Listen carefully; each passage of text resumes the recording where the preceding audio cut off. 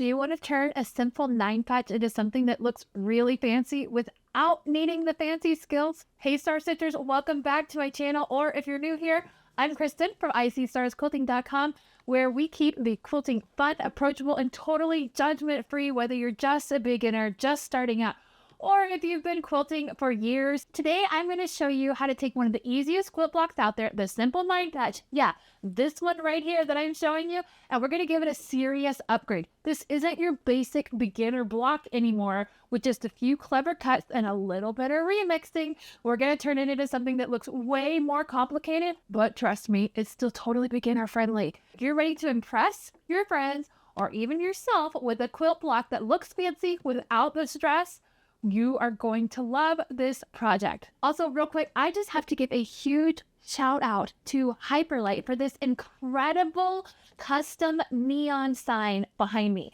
Do you see this? Do you see this? I'm gonna have to pull you in closer here so you can see this a little bit better because it is amazing and I'm so in love with it. They reached out and offered to create this for me, and I am so thrilled with how it turned out. The whole process was super easy. They worked with me to get the design just right, and the sign arrived so beautifully packaged and protected. You're going to be seeing this in all of my future videos because honestly, I am in love. And if you've ever thought about getting your own custom neon sign, I'll leave a link to their website down in the description box so you can check them out too. Thank you again, Hyperlite, for this beautiful, beautiful sign. It adds so much fun and pink happiness to my sewing room. Ugh, I love it.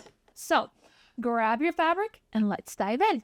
This right here is your standard 9-patch, okay? So it consists of 9 of the exact same pieces sewn together in a grid pattern like this. So I've got my 9-patch pieces here ready to sew, right? And I like to go ahead and chain piece them so it makes it easier to keep them together and to nest the corners in here when I'm getting ready to sew the rows together. So I've got my rows sewn together, right? But I chain piece them. So these two are here. If you need a video on chain piecing, I will put a link up in the top corner so that you can see that chain piecing. It's a really nice way to organize your fabrics when you're doing it. But in order to nest the seams, now I'm going to sew my rows together, or my columns, whichever way you happen to look at it. And what I'm wanting to do is look at this right here. So I'm going to have one of the seams right here going towards my fingers and the other one going away from my hand. And you can feel like, let me see if I can zoom in right here. You can feel when those seams line up right there. That's what you want to pinch. You can see the pieces going different directions. And if they're like this, you can feel there is a gap right there. You feel when they nest together just perfectly, and that is what is going to give you those nice, perfect corners where the fabric comes together. And so that's what I'm doing on each of my 9-patch squares. I did kind of go through and I made sure that these did have a little bit more variety. So I don't have like a yellow next to a yellow, and this fabric, there was several of these fabrics in this charm pack, so I made sure that they were evenly dispersed. Really and truly, once I get all of these cut up and mixed around, you're not going to be able to see them. I just kind of would focus on making sure that you don't have like 2 yellows right next to each other, or like 2 of the same fabrics next to each other. So this is where things kind of start to take shape for these blocks and start to change your simple 9-patch squares into something that looks completely different than what you would have expected. So what we're going to do here is I'm going to cut on the diagonal, which cuts this one into 4 pieces, and cutting this whole block into triangles. So I'm going to cut on the diagonal this way, making sure that I'm lining up corner to corner, as well as keeping these corners in mind.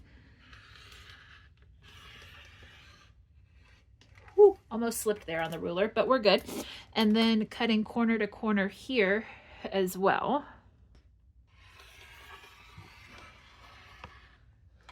And what you have here is this right here. See? I'm going to pick up these and I'm going to work on cutting my other blocks. And I'm just putting them in a pile over here off to the side.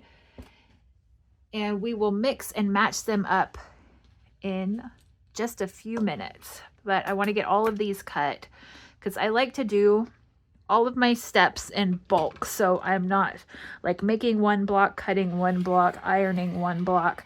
You know, I like to do them in bulk so that I'm only having to focus on one task at a time. This stack of triangles right here is what we have to work with. Now, what I was doing was I was kind of setting them into different piles, but let me show you what happens when we take these beautiful 9 square patches and we turn them around. All right, we're going to take them and we're going to sew them like this right here. So we're going to make nice, beautiful square blocks where 2 of the blocks come together, and then you have 2 triangles right here. And with that, let me just show you what we can make. Now, this is why it's kind of important to vary your squares and make sure that you have enough of a, enough of a mix and match in here, right? So let's say like this, and we're just putting this together very randomly. And so we get this really nice varied look here. Another thing you can do if you wanted to, and this all comes down in like the final arranging of the blocks, is we can match these up and make like a 4 patch of those right there.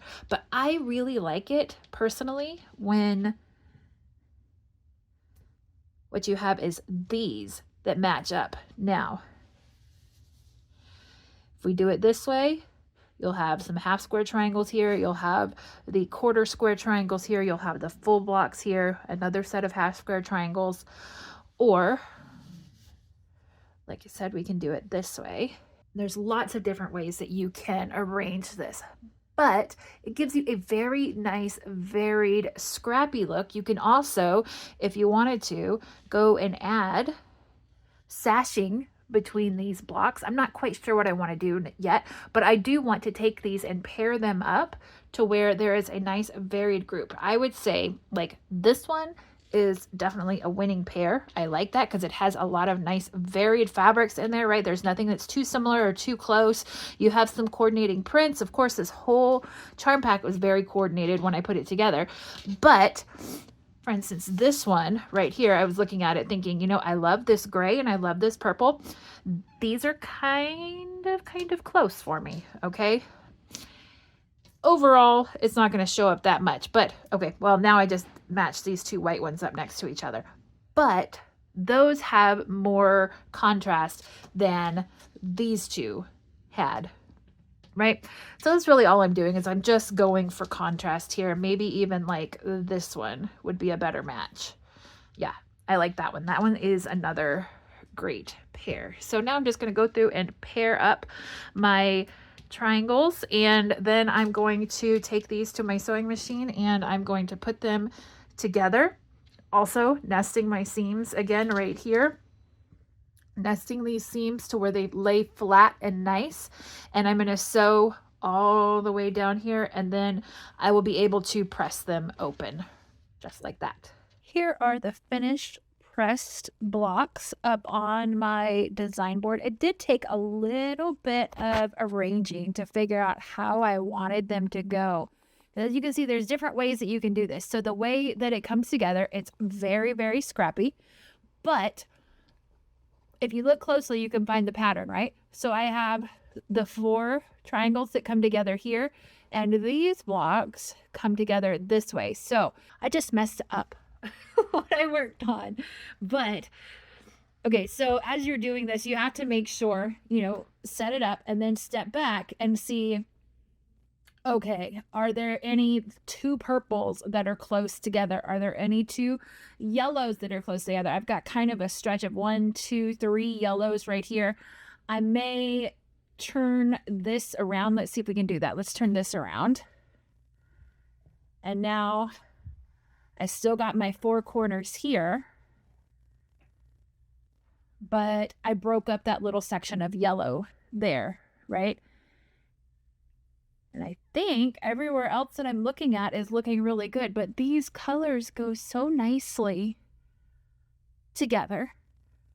And what I've done is I've ended up making these little half square triangles, half square triangles, half square triangles. So these are half square triangles, right?